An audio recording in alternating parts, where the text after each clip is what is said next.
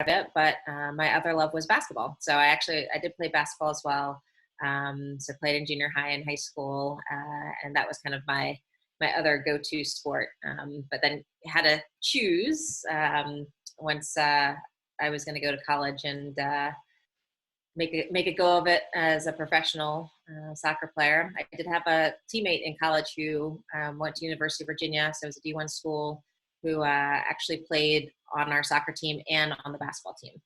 So that was, in my book, very impressive to do both at a high level, and also she did great academically as well. But I'll back it up a little bit. I grew up on the East Coast in Virginia.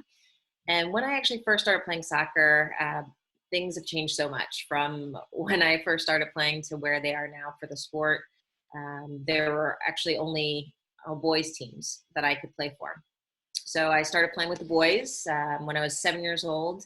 And it wasn't until I was in 7th grade that I played for my first all-girls soccer team. And that was actually the varsity team in high school. So I wound up playing for a club team that was all boys, and then playing for my high school varsity team. And essentially at that time, figured out that it was really hard to do. I was leaving one practice early and arriving to another practice late. And I actually had a moment where I thought I was going to basically quit playing soccer. And I talked to my parents about it, and had a really good life lesson come from that, because my mom sat me down and said, you know, Angela, you committed to doing this. You said that you wanted to play both the club team and your high school team. So finish out the season, and then if you still feel that way, then make your decision if you want to do something else. So I did that, and I wound up playing basketball at that time. So got away from soccer, played basketball, loved that. But I did miss soccer, and I'm glad I obviously went back to it. But went to the University of Virginia as a student athlete. So I stayed within the state that I grew up in, and had a really great college experience. Try to figure out what I wanted to do academically as well, in terms of what my career would be. And at that time, there was no professional women's soccer league when I first entered college. But by the time I was graduating in my 4th year as a senior, there were these talks and discussions of the first ever women's professional soccer league, the WUSA. So I actually was very fortunate, because even though I grew up without seeing this dream of becoming a professional athlete, because it didn't exist within the sport of soccer, I had this opportunity to graduate from college and then go and try out for the first ever women's pro soccer league. So I did that, and I was drafted to the Boston Breakers, went up there and started my professional soccer career. So it was really at that time that things kind of took off, in the sense of kind of going to another level. You know, playing all my life in high school, playing club, different competitive arenas, going to college, and then college to the pro level is another big jump. So I had a lot of fun, and had a great experience living in a different city, and really understanding what it meant to be a professional athlete, and what type of approach that needed to be in order to keep my level high, but to consistently bring a high level every single day. You know, this was my job. This was my career. And at that time, and this was back in 2001, was the first year that they started this pro league. That's actually when I started having really serious looks to compete and play with the U.S. team. So probably around year 2000, I started getting invited into camps to play for the U.S. national team. But 2001, after I started playing professionally, was actually when I started making a lot more of the rosters and becoming one of the players that consistently was on the U.S. team. So I was able to compete in 2 Olympics, 2004 and 2008. We brought home gold, so have 2 gold medals from the Olympics, and then also competed in 2 World Cups, you know, our biggest tournament in soccer, in 2003 and 2007, and took home bronze in both of those as well.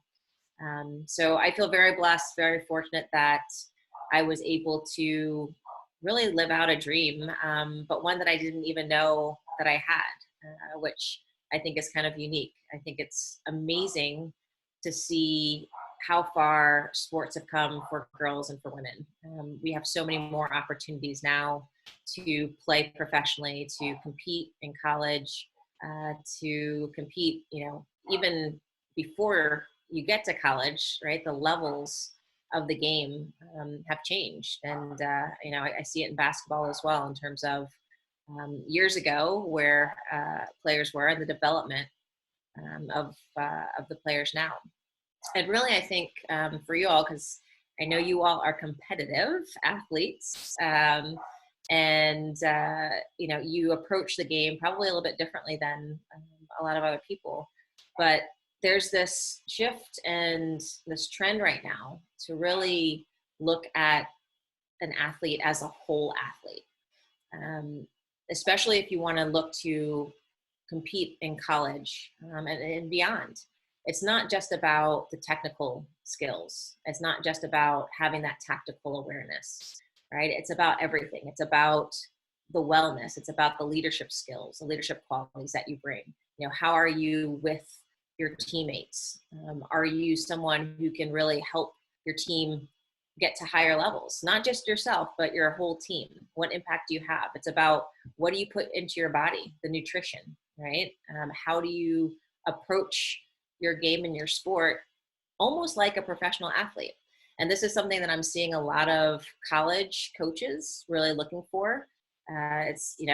It's great, and you have to have the technical ability, right? And have that tactical understanding and awareness. But things that might seem very basic, like how much sleep are you getting every night? That is actually a really big deal for how you're going to perform on the court the next day. What type of hydration you have, right? So it's really looking at this whole athlete, and the sooner that you can form better habits, the better off you'll be and the further you will go. So that's kind of just one little tip of advice that I want to give you, because I can say that I ended my career not really maximizing myself as a player, because I wasn't doing all of those things in terms of the nutrition that I probably could have been doing to extend my career even further.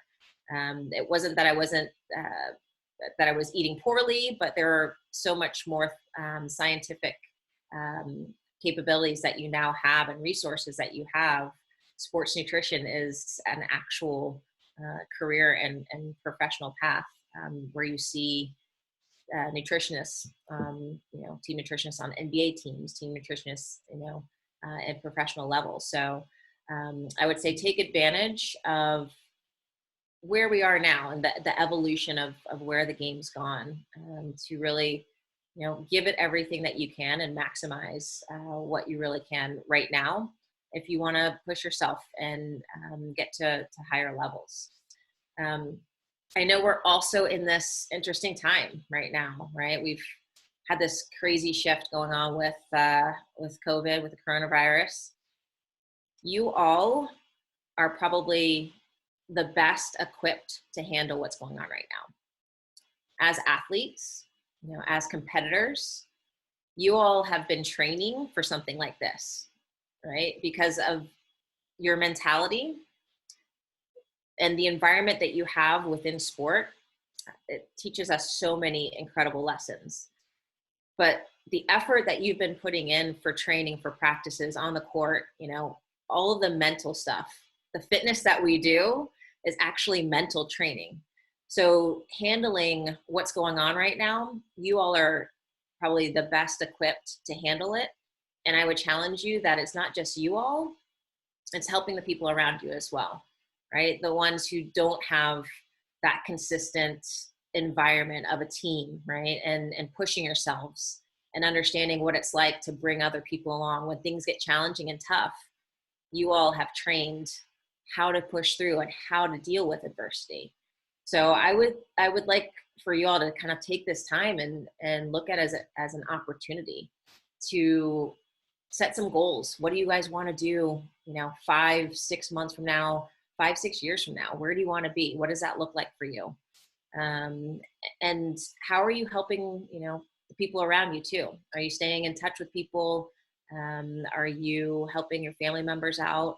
What does that look like? There's some amazing opportunities right now that you all can do so much easier. And you've trained for it. It's not just a natural thing. Being an athlete, you've been in environments that have pushed you further than other people have really been able to experience before. So just wanted to highlight that as well. And so I think just kind of looking at my career and my past and my history, I've felt very fortunate to have had some great experiences as a professional athlete, but also being able to see how much I've learned just from sport and how I could actually use that in life now when I'm not competing anymore. I do some commentating as well right now to stay engaged with the sport. It's something that I really enjoy. I was actually one of those people who would turn off and mute the commentators when I watched games back in the past, and now I'm one of those people. So it's kind of ironic a little bit. Things have definitely gotten better over the years, but I also run a real estate business. So I'm able to stay involved in sport, but also kind of go after some other passions that I've had once I retired from soccer, and being able to work in the business world as well. So that's kind of like my story in a nutshell. I have a almost 3-year-old son now. He'll be 3 in July. So he definitely keeps me busy right now, teaching him all the sports that he wants to learn, which has been really fun.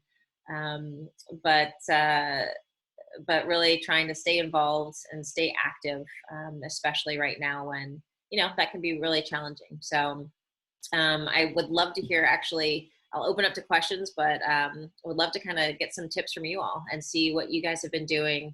I know your coach has been organizing some of these types of conversations, but what type of things have you all been able to really learn from this time, and ways that you all are finding staying connected? Great question. Ladies? Or any questions that you might have. Okay, start with your questions that might trigger. Go ahead, ladies. All right, so I guess I'll start. So you said how you mentioned how you played at the Olympic level. So how did you prepare for that individually, and how did you prepare with your team? Yeah, great question. So what's unique? And how many of you all have seen any of the U.S. women's soccer team games before? Yeah. I always feel like basketball and soccer players will always get along really well. I feel like there's I don't know, maybe it's similarities in the sports, but I can honestly say that has been one of the most unique experiences in terms of the culture of that team. And I think that's really been the key to the success, the long-term success that team's had.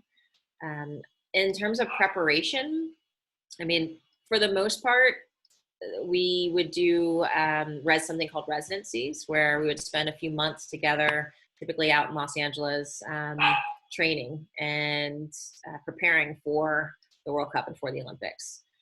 Every single competition or every single practice was competitive. But, we would definitely do group trainings, team trainings.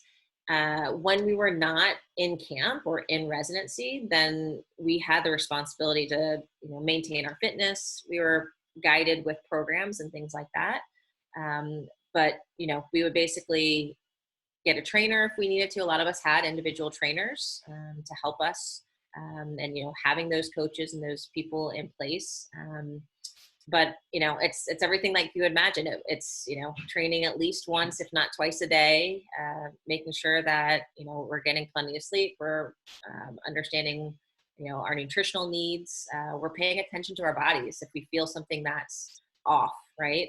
I think as athletes, we're very connected to our bodies. So, just making sure that we're not overtraining and things like that. But, fortunately, we had a coach that would help guide us through all of the team types of trainings when we were together.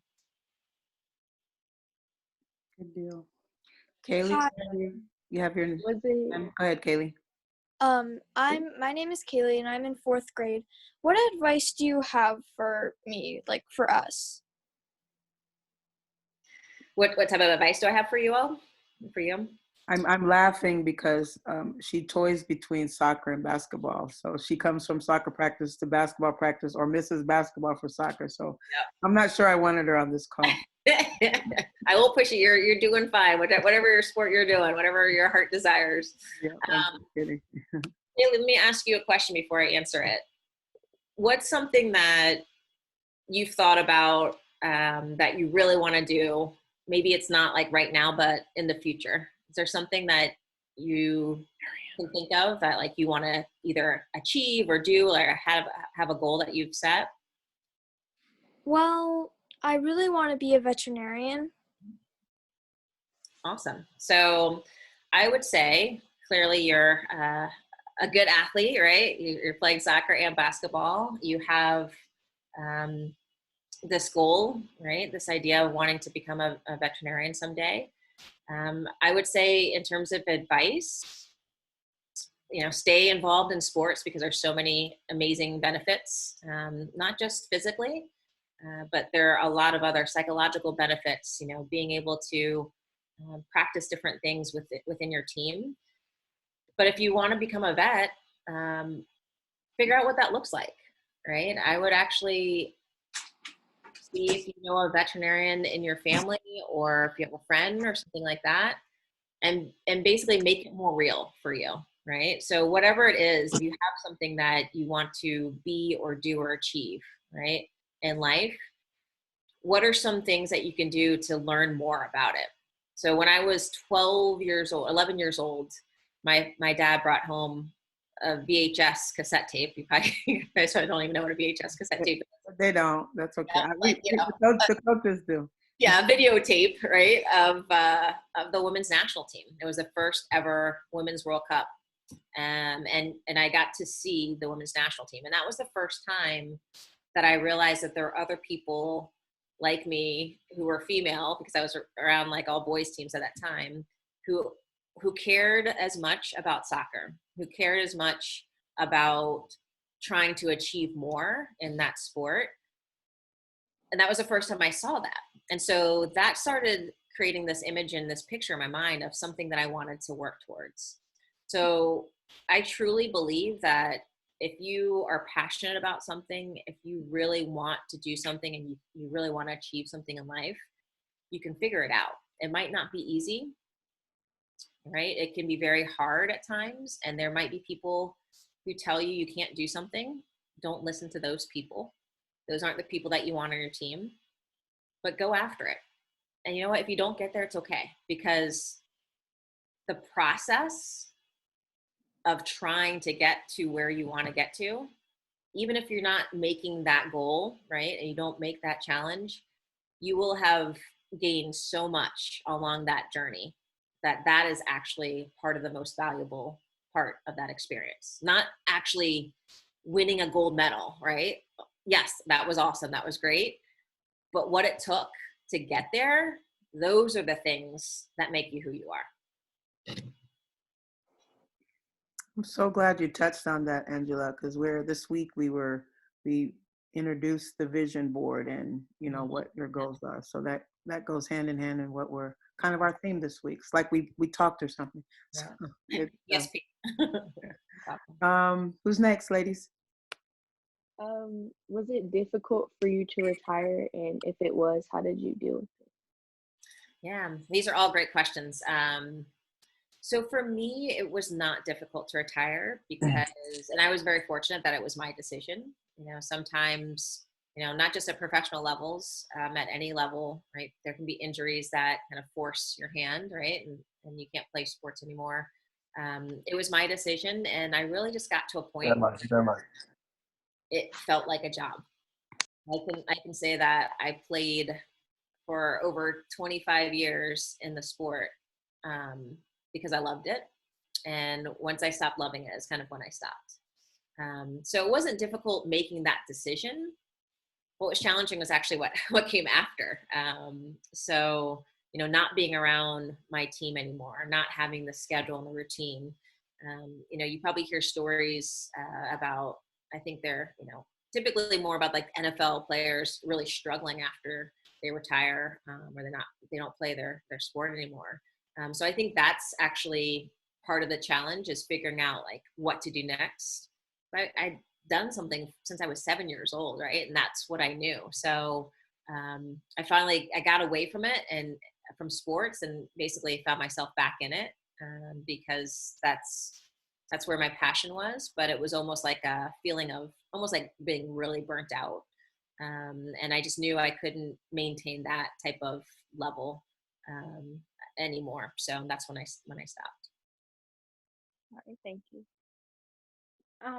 When you had to go from club soccer to high school soccer, how did you adjust to that, or from high school to club? Yeah.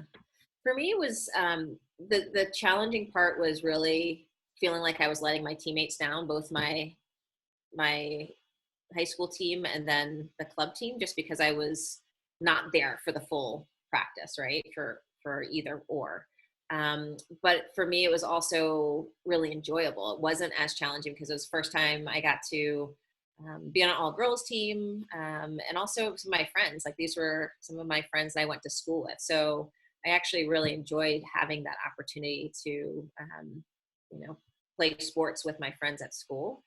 So that part wasn't as much of a transition. The hardest part really was just kind of feeling like I was doing something wrong by not being there for the entire practice, on both. But I think what made it easier was both my coaches knew what was going on. I had conversations with them beforehand to make sure everything was okay. My teammates knew as well. But I think just making that plan before making the decision was part of why it made a better transition.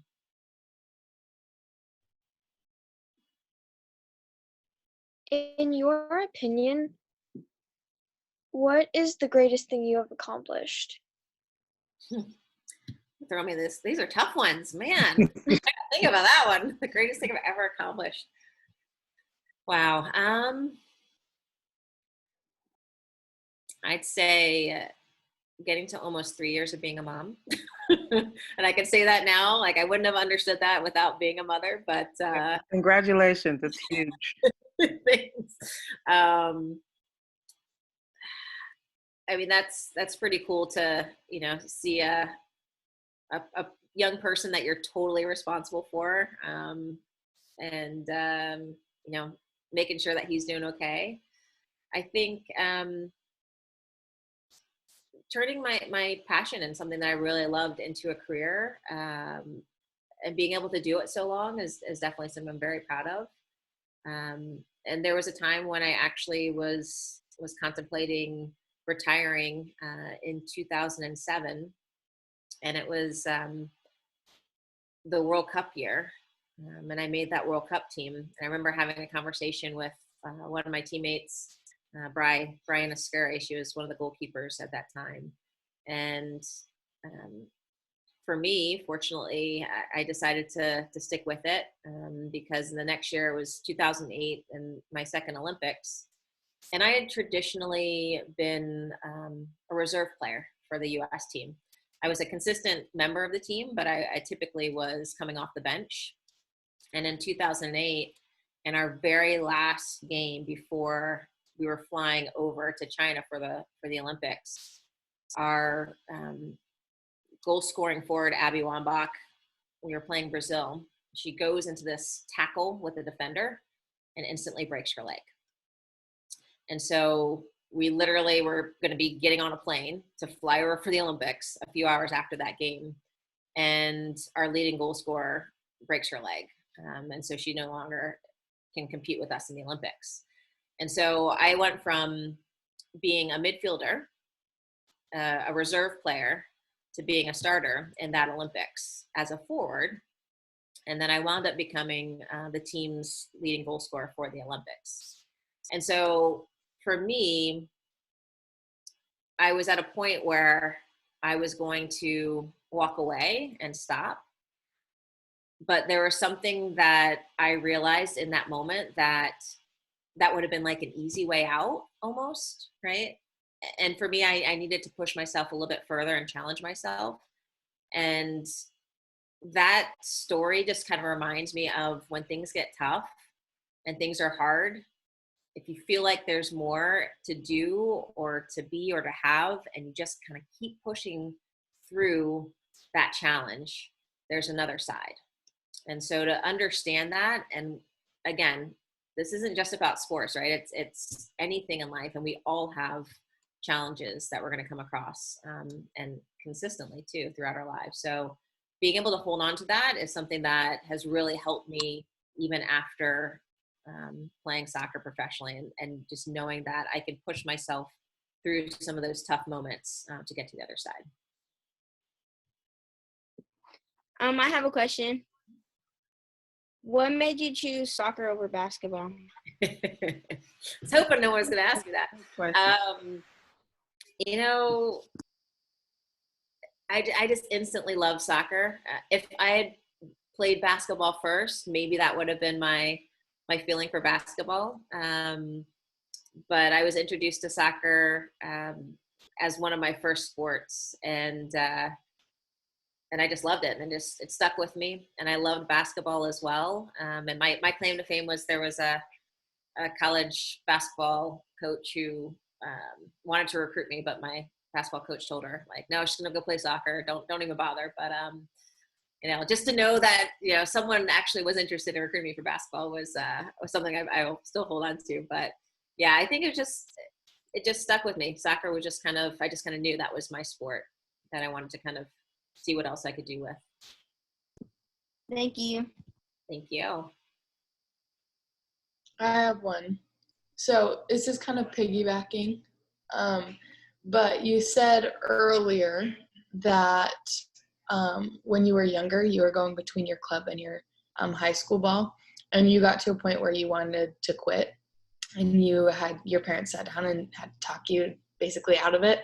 How did you deal with kind of like that burnout stage where you're just kind of like overworking?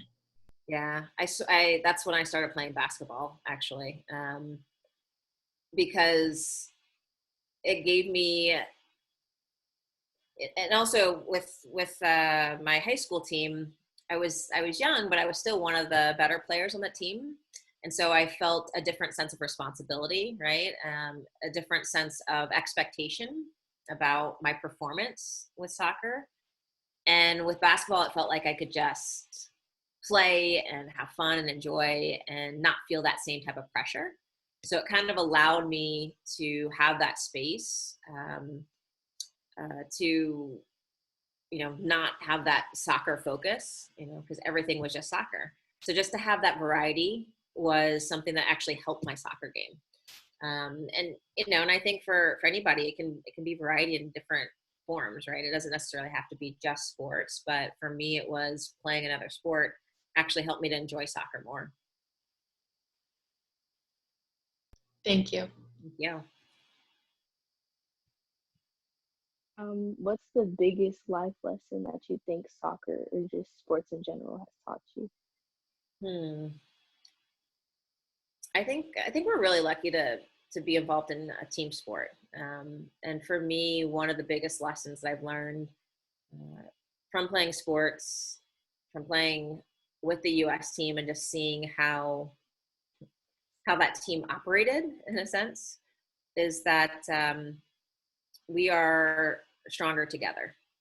And we can be very powerful when we stand together for something that we all believe in. You know, obviously, winning an Olympic gold medal, you all have to be on the same page, right? And you have different personalities, you have different skill sets, but you're bringing all this together to achieve one common goal. And, you know, the U.S. women's team is in the news a lot because they stand together for things that they believe in outside of the sport, right? They're pushing and shifting social change, and they're able to do that because they all have each other's backs. So I think just being able to see that and feel that and be a part of that is something so strong and powerful. And I think that's given to us in the sense within a team, but we have to hold on to that opportunity and make something of it. It's not something that just happens automatically. You have to really work at that. And sometimes you have to make hard decisions and do things that are uncomfortable, but definitely seeing the strength and the power of a group of people together versus just trying to do something on your own. Thank you. These are great questions, by the way.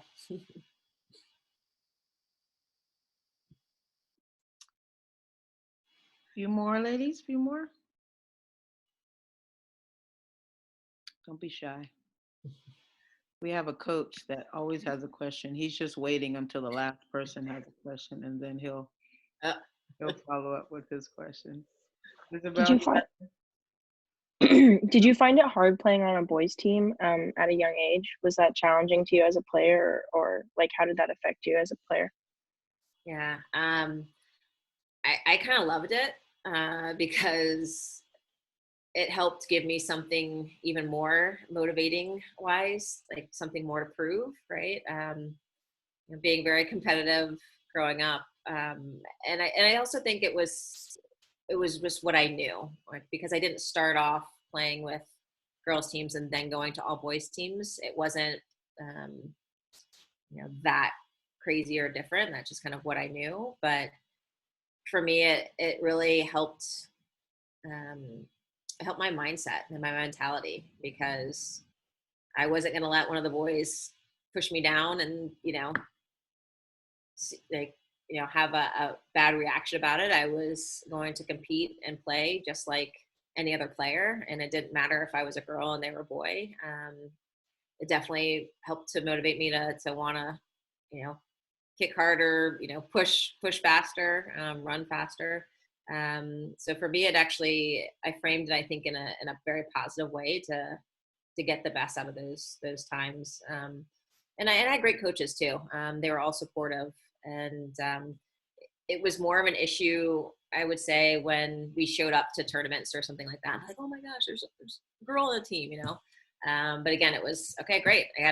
It just kind of kept me on my game. I had to show up and make sure that there wasn't an excuse of, oh, she's just a girl, that's why she did that. So it was actually a positive experience for me.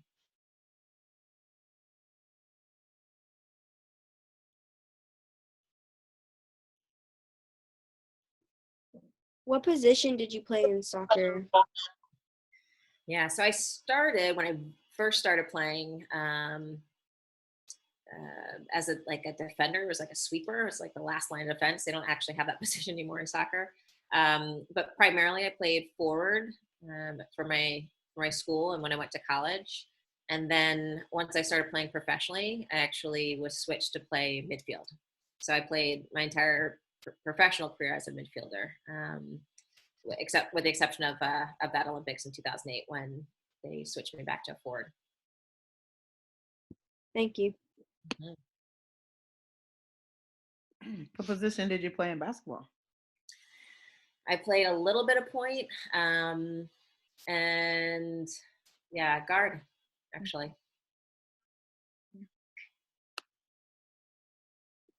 Was there a person or a player that inspired you, like when you were younger? Yeah, I think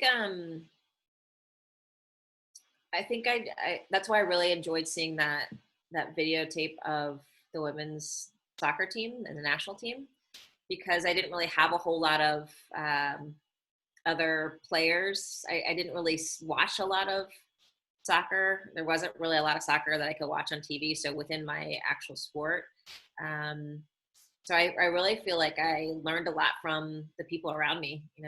My basketball teammates and my soccer teammates, and especially in basketball where I picked it up, later in life.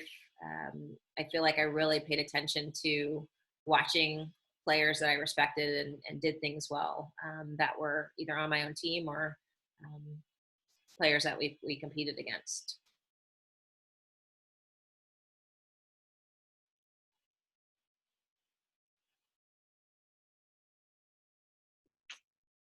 One more, ladies, before DL has his question. He's leaned up in his chair now, so I know he's ready. So one more, ladies. Is there a certain team or player that you love competing against, or like your biggest rival? Yeah, let's see. I mean, I think I'd have to just say, in terms of a team, Brazil, especially on the international level, always a big game playing against them. And I mean, I love the way that the Brazilian style of play. It's, it's like they're dancing on the field. So I think I just respect their style of play a lot. And it was always a competition. But I was really lucky too. I mean, when I played professionally, it was the first time I was playing with and against other like incredible international players. We had 3 different international players. We had a German player, Norwegian player, actually 2 German players and a Norwegian player on our team. And then also had some of the US national team players that were allocated to my pro team. So just within like a practice session, I got so much better just going to practice every day. And that was really an incredible opportunity to play with some of the actually best players in the world.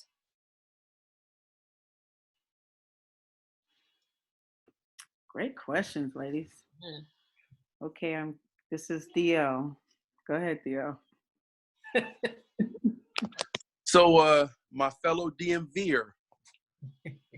So, my question is, so you, out of high school, you went to an ACC school. And my question is, because one of my classmates played soccer in the ACC also out of high school. And she said it was real tough. The adjustment from high school, not just to college, but to the ACC was pretty tough. Did you feel after high school you were ready when you got there, or did you have to make the adjustment to get ready there? Yeah, that's a great question too. And ACC, especially for soccer now, is one of the top conferences in the country. There was definitely adjustments that I had to make once I got there, and I think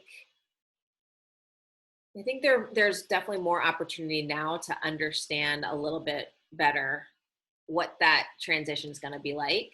I don't think I necessarily had that when I went to college, and I think the sooner you can figure those things out, the easier the transition will be. So again, that totally goes back to, if this is a sport that you're serious about and you want to play collegiately, start treating it like it's your professional career now, right? That approach to getting to practice, the things that you do the night before, right? A big game, the approach that week up to a big game or any game, right? Not just a big game, but any game. Like, you have to treat every single practice, every single game like it's a big deal. And I think being able to train like that when you're in junior high school, when you're in high school, I think that's going to help prepare you for the college atmosphere. Because the sooner you can get into it's just habits, right? It's just training. It's not just, again, the technical training that you're doing on the court, but it's how you're strengthening your mental muscle that's really going to help you once you get to college. So just approaching every single day, making sure that you have everything organized with schoolwork, with, planning out things in advance if you have to, doing all those things, because once you get to college, you're definitely going to need to be organized and understand time management. So just start training those things as soon as you can, if that's something that you really want to do. Nice. I have one more question. Go ahead, Dio. Huh? No, I'm good. I asked my question. All right. Good stuff. Wow. I appreciate you coming.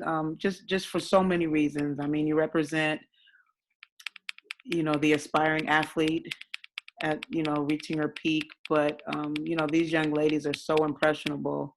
So, it's important to see and hear from people like yourself. And I think a lot of the stuff that you resonate, or a lot of the stuff that you said will resonate with them, if not today, at some point. It definitely does for myself and our coaches and probably a lot of the older kids. But it's just been inspirational, and it's yeah. I mean, we just appreciate you coming and taking the time. And coronavirus is bad, yes. There's just been a lot of opportunities that's come out of it, and this is one of them. And it's allowed us to offer something different to enhance the girls' experience already. We have the X's and O's down with basketball.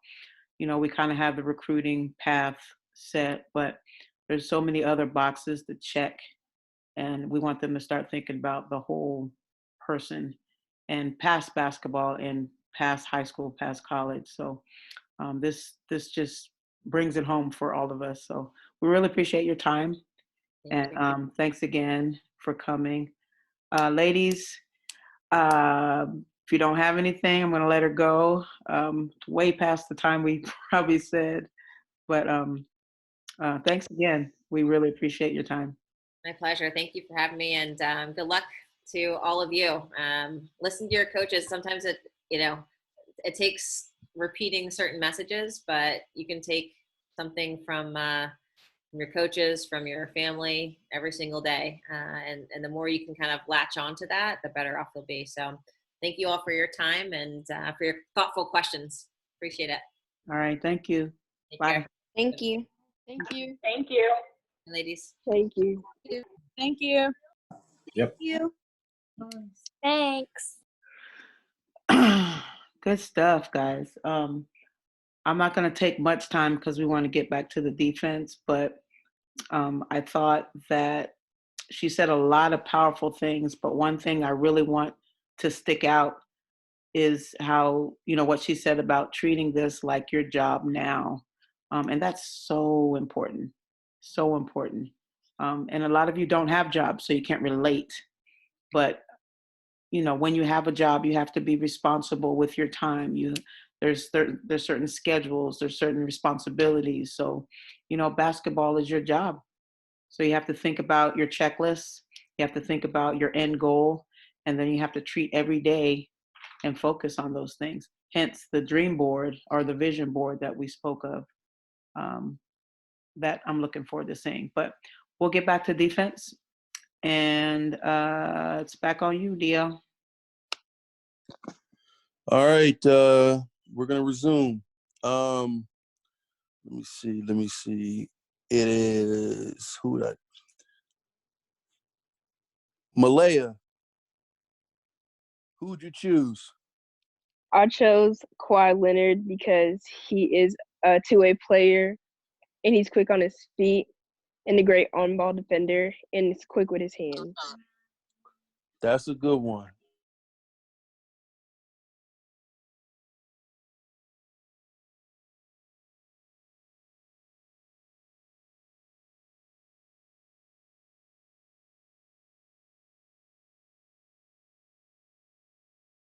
His defense was like, he was just a bad man on defense. Like, he was unstoppable. What made me pick him was just how aggressive and how tenacious he was on defense. He wouldn't when he guarded, he'd guard from all the way from a point guard to post, and he would just, nobody could stop him. And so that just I chose him because that's a mindset I want to have and strive for, and like that's what stood out why I picked him as a player. That's a very good one, Dennis Rodman. Good job. Elsa. I picked Brittany Griner. She's a WNBA player now, but she played for Baylor. And she had 3 Defensive Player of the Year awards in a row.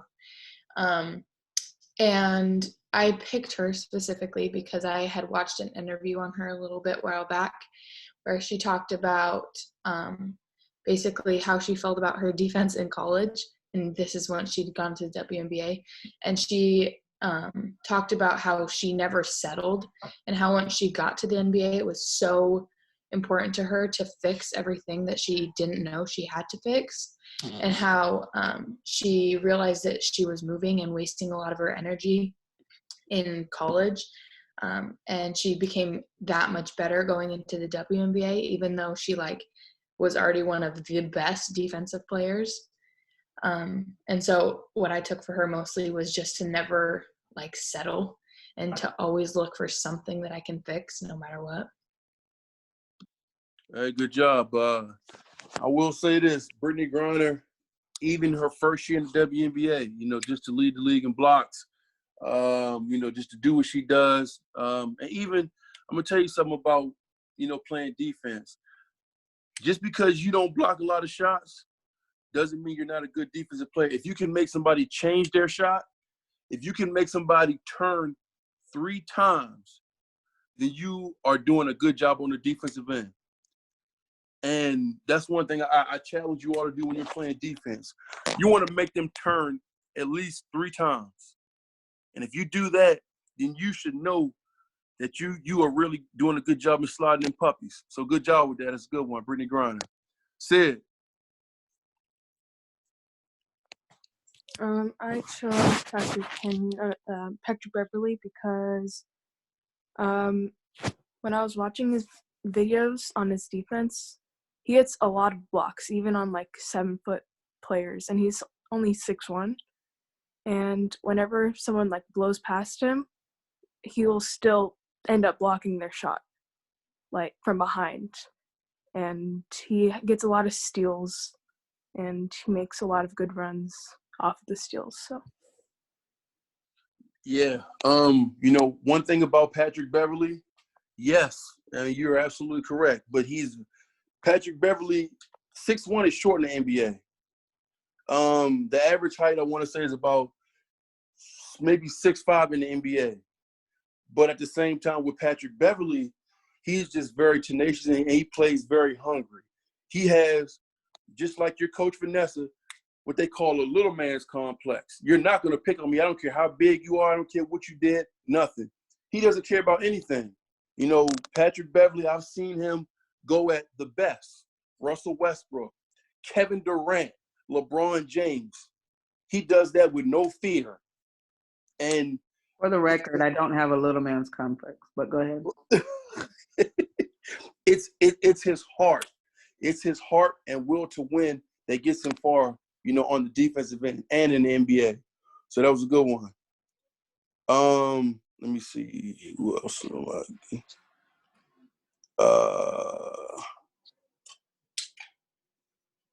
Izzy. I don't have one because I wasn't here for last Thursdays and I wasn't aware that this was a homework assignment. Okay. All right. Who's your water buddy? I don't know. I looked at the water buddy list that was in GroupMe and I didn't see my name anywhere. I looked at it yesterday because I didn't know. Okay. Kimmy Crockett.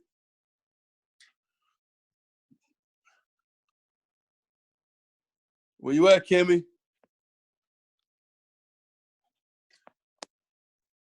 Going once, going twice, gone.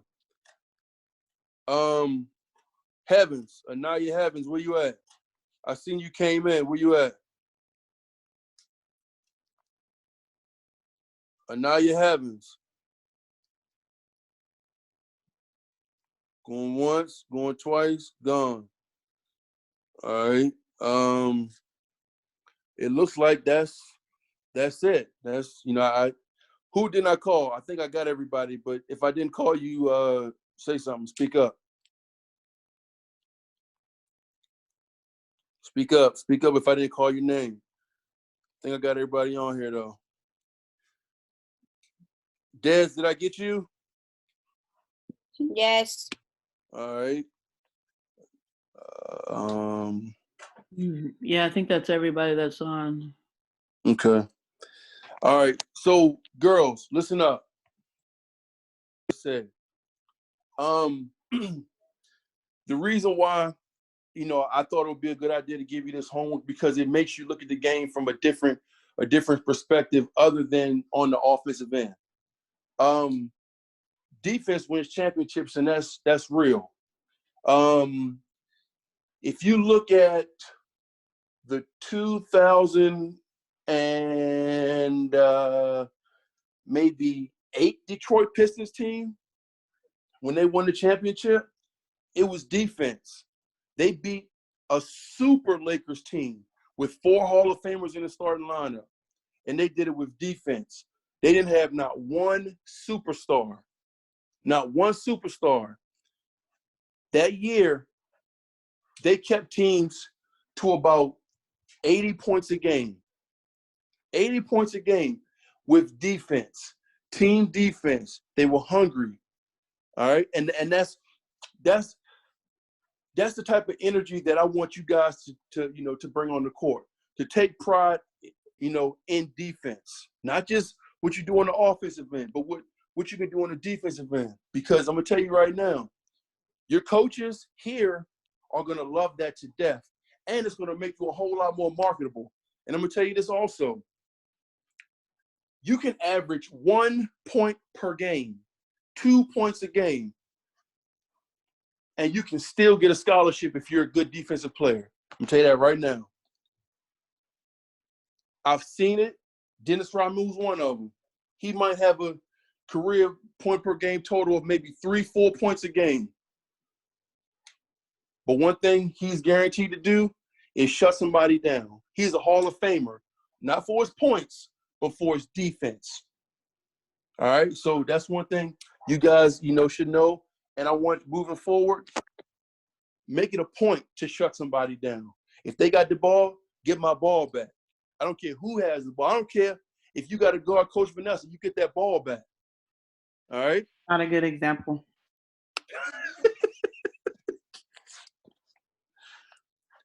All right, y'all hear that? Everybody on this call, you hear that. She doesn't feel that nobody can take the ball from her. Oh, no. So, girls, that's a challenge. It sure is.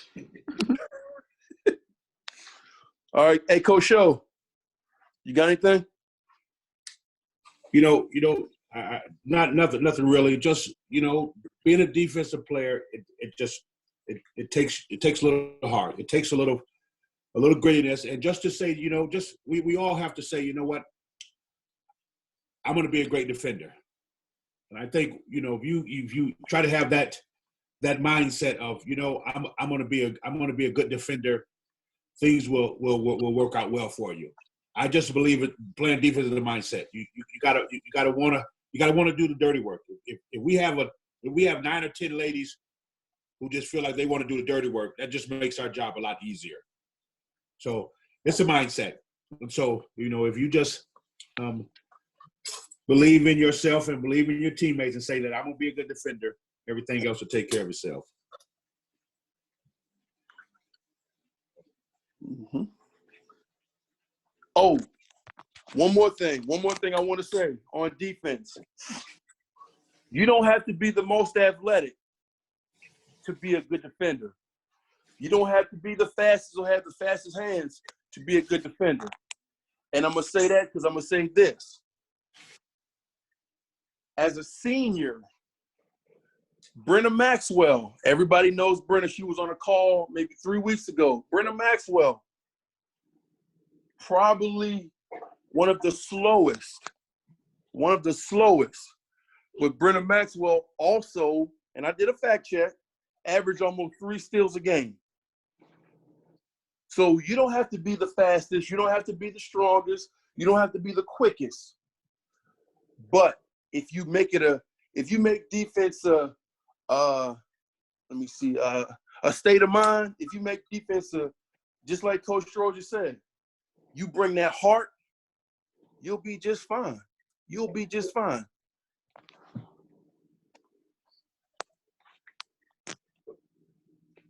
All right. Coach Keisha, you got anything to add? Nope, we're good. Where's Z? We're gonna start. Coach Vanessa. I recommend that we start when we do defense. We're gonna let Coach Keisha do the defense.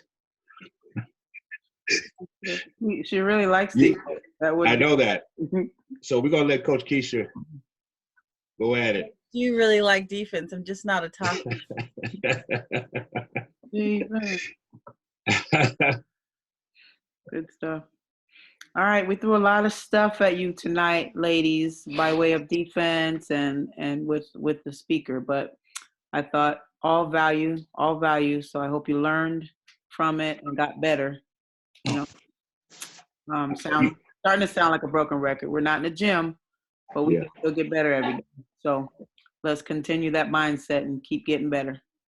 I will send out a video. I'll send a video to you, Coach, next week for next week. I'll have something out for next week too. So I knew you were doing this, so that's why I didn't put it. I mean, I didn't sit. You know what I mean? Because I knew you had to get. I saw your list this morning, so. Yep. Okay. I knew you was on schedule, so I wanted you to stay there. About the schedule. It's about the schedule. All right. Hey, real quick. Team Bragg, Team Huff, and Team Rice. As I'm looking, at the pictures right now, and I'm seeing who's on here, we are not at capacity. We're not. We are missing a lot of girls right now. A lot of girls who I haven't received a call nor text from. These practices are very, very important, and it's something that we take serious, okay? And for some of you, for the ones that are not here, that's not acceptable. Because, college, they do this every single day, mandatory. This right here is mandatory. This right here is a college prep organization. We're preparing you for what's going to happen at the next level. That's why our success rate has been so high, because we prepare you for what's going to happen next. And for some of you, just because we're not in the gym does not mean you disregard the practices. So I suggest that, somebody from Team Bragg, take leadership, call everybody on the team. Somebody from Team Rice, take leadership, call everybody on the team. Somebody from Team Huff, call somebody, take leadership. These practices are mandatory. They are mandatory. I'm gonna take it even further, D. I didn't mean to cut you off, but I'm gonna take it even further because I said it on Monday, you guys are considered our top 30, supposed to be the best players in the organization, right? Especially Team Huff, you're supposed to be our top team, which means all I's are dotted, all T's are crossed, and you got everything on your checklist. You're at every training, every practice, you show up. Okay, I'll say this: I've never had any problem. I'll say this, and then you'll have to take it any way it take it. Okay, because we're in a different place now where I can just be honest.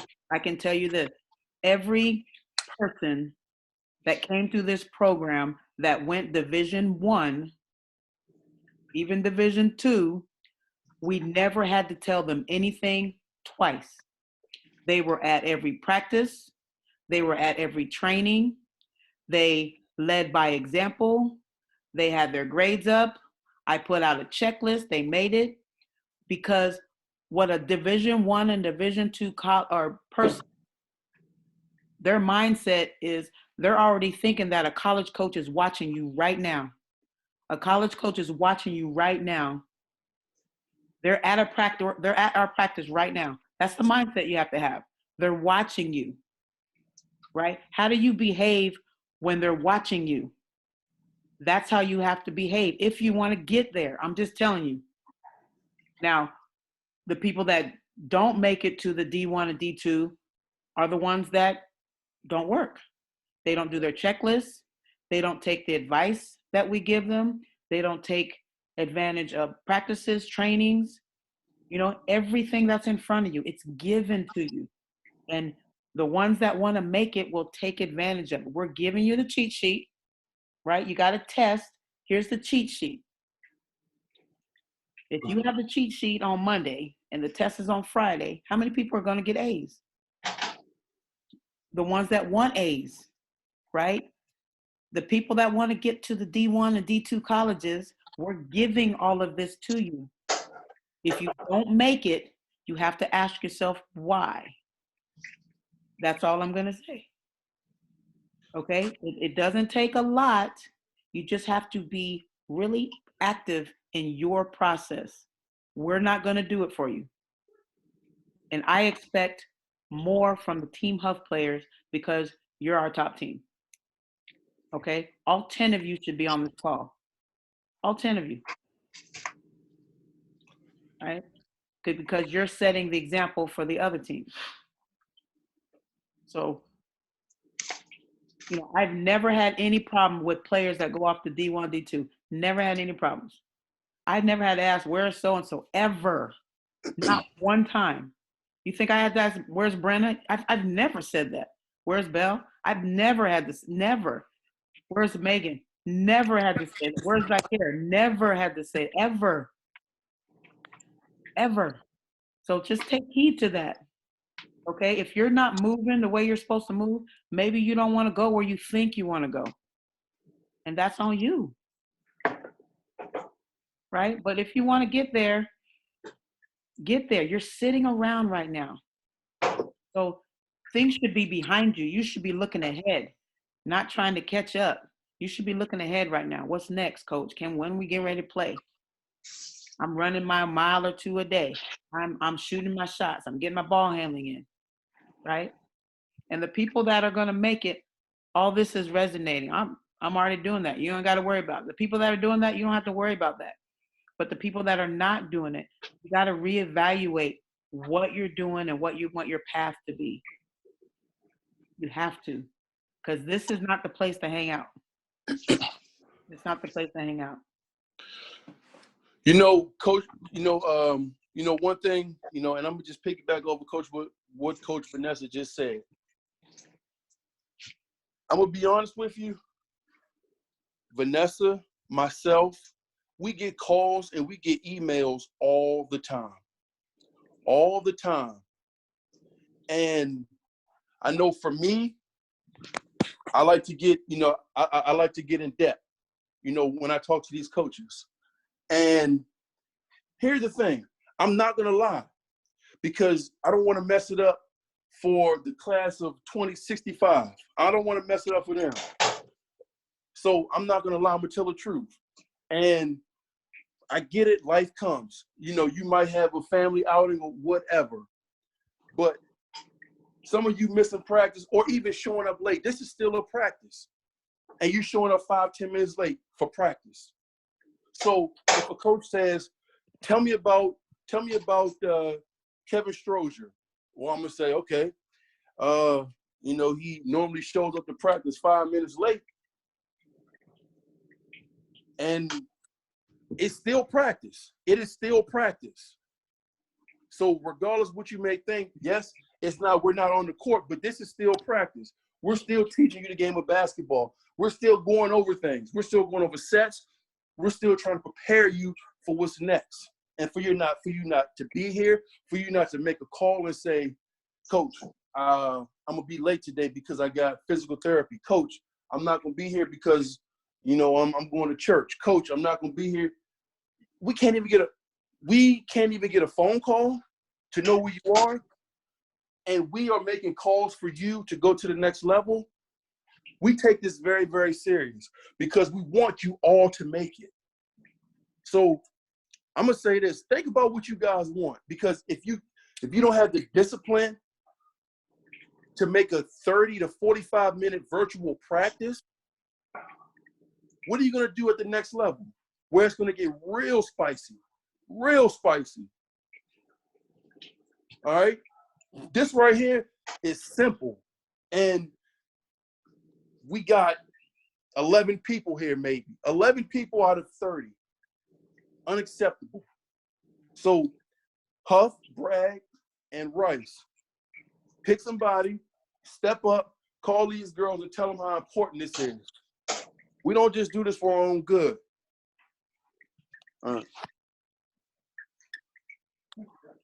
Coaches, other coaches, before I let them go.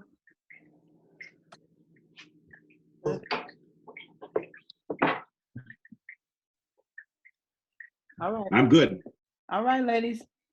Come on, let's do it together. We got what's today, Thursday. So we got Saturday, Facebook Live. Opportunity to also do it on Zoom. We opened the Zoom for Magic people just in case you want, feedback on Facebook. We can't see you. You can just see us, but on Zoom we can see you. And there's always a coach on Zoom if you want feedback. So that's an opportunity for you guys. If you like Facebook, that's fine. But just know that Zoom is open too. Take heed to your vision board and kind of do some reevaluating. Do some reevaluating. All right. All right. That's all I got for tonight. Wake up tomorrow and have a very productive day. I think today was real productive. And we'll see you soon. All right. Thank you. Good night, ladies. Thank you. Thank you. Good night. Thank you. Good night. Charity.